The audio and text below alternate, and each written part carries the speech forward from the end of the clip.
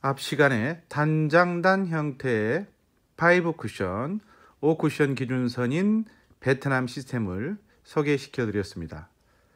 수구수는 15부터 시작해서 한 포인트씩 이동하면서 20, 25, 30, 35이고요. 1쿠션의 수는 포인트별로 10, 20, 30, 40입니다.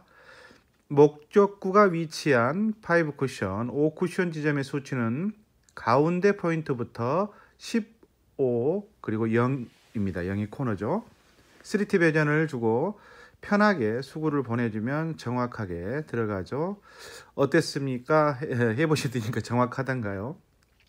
5 쿠션, 즉 5 쿠션 지점이 일정하게 조금씩 짧아지는 경우 여러분 쳐보니까 그렇더라 하시는 분들은 수치 2 또는 3 정도를 보정하셔서 자신만의 기준을 만들면 되겠죠. 뒤에 Q가 약간 들린다든가 치시는 순간에 비틀기가 살짝 들어간다든가 거기서 오는 차이니까요. 그건 이제 본인의 치는 방식에 따라서 약간의 기준점에 따른 보정을 가지고 가면 되는 거니까 걱정 안 하셔도 됩니다.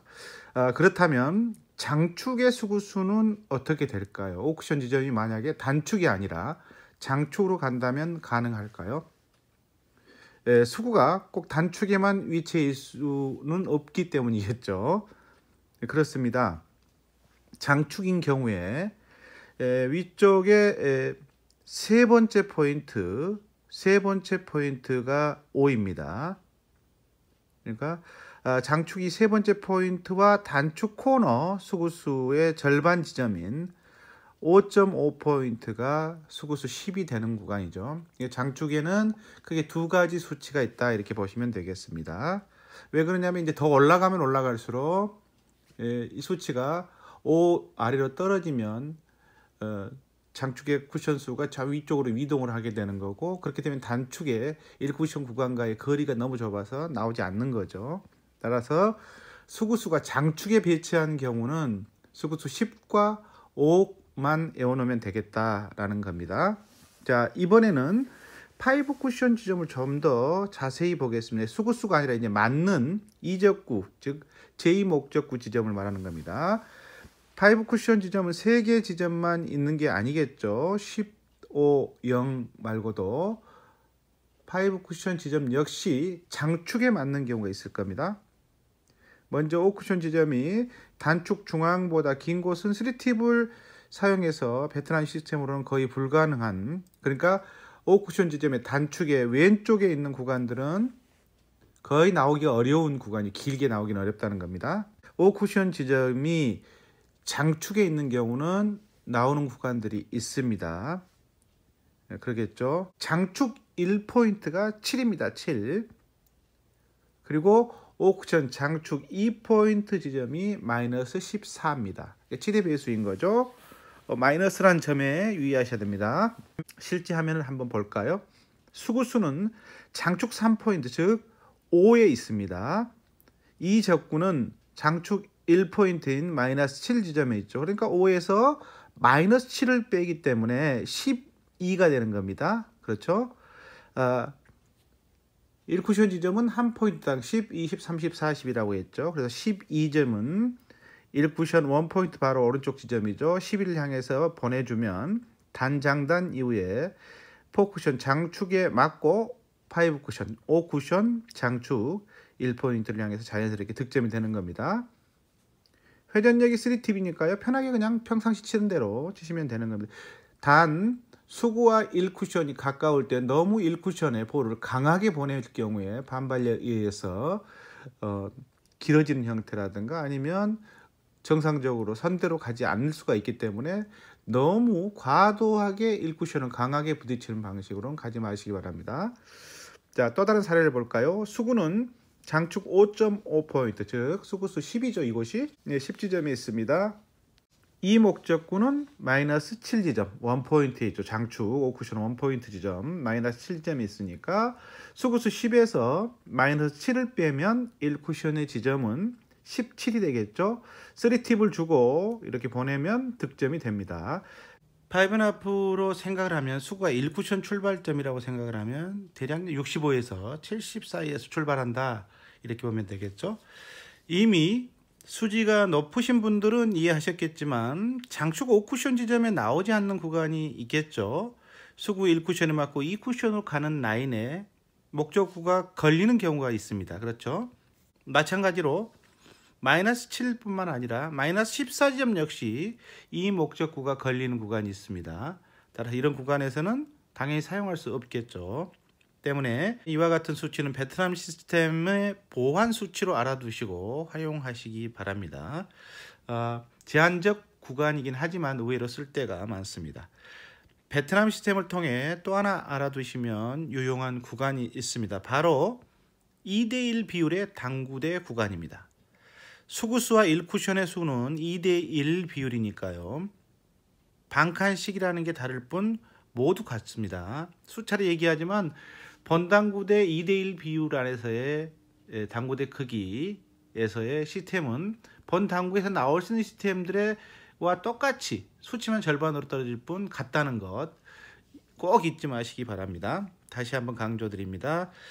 번당구대 크기에서 나오는 수치의 2대1 비율 구간 즉 장축 2포인트한 구간에서도 당연히 가능하겠죠.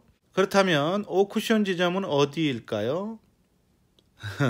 2대1 비율인 장축 2포인트 안에서는 4쿠션 구간이 터져 있기 때문에 5쿠션은 없는 거죠. 5쿠션 이제 구간은 굳이 한다면 리버스 엔드 형태로 4쿠션 맞고 장축에 맞고 단축으로 떨어진 건데요. 그건 이제 나중에 선을 연장해서 보면 알면 되는 거고요. 오늘 얘기하려는 거는 2대1 비율에서는 번당구대의 5쿠션 지점이 아니라 이제 4쿠션 지점이 되는 거죠. 수치로 보면 장축 반대편 4쿠션 6포인트가 마이너스 7, 5포인트가 3.5, 4포인트가 7입니다. 실제로 한번 사례를 볼까요?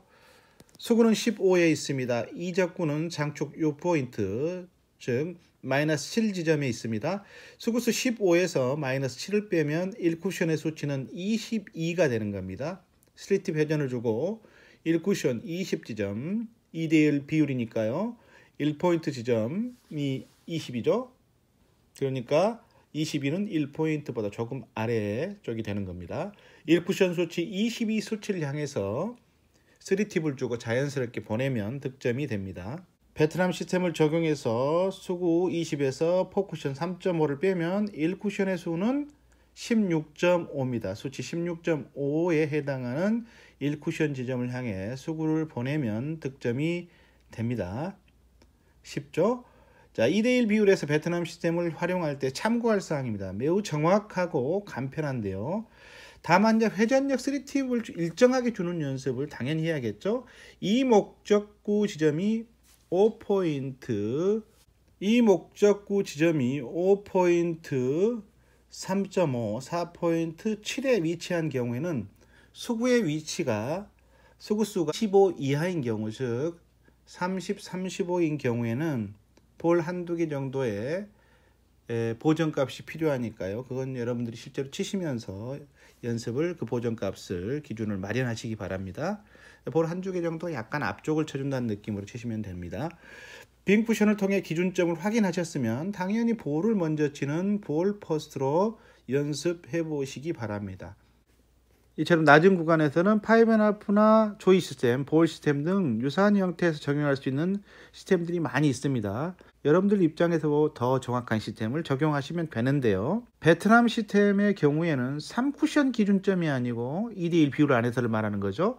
4쿠션 지점이기 때문에 4쿠션 위치에 있는 볼에 득점을 할 때는 훨씬 더 쉽게 3쿠션에 맞고 4쿠션 어디로 갈까를 고민하지 않고 그냥 4쿠션 지점을 보고 치기 때문에 훨씬 더 쉽습니다. 여러분 한번 쳐보시면 이해하실 거예요. 그리고 4쿠션 지점이 정확하게 득점이 되면 이후에는 3쿠션이 맞는 지점을 확인하고 그리고 3쿠션 어디에 맞고 해당 지점에 오는지를 확인하라는 겁니다. 또 4쿠션에 맞고 나서의 5쿠션 리버스 엔드 형태로 어느 지점으로 떨어지는지 눈을 통해서 계속해서 확인해 보시기 바랍니다. 굉장히 많이 쓸 겁니다. 연습을 통해서 기준점을 가지세요. 그리고 수구수가 앞서 말씀드린 대로 25 이하, 그러니까 장축 1포인트 이내의 경우에는 역시 보정 수치가 이 정도 들어가기 때문에 연습을 통해서 정확히 익혀두시기 바랍니다. 정말 많은 도움이 될 겁니다. 3 쿠션은 즐겁습니다. 아하, 3 쿠션입니다.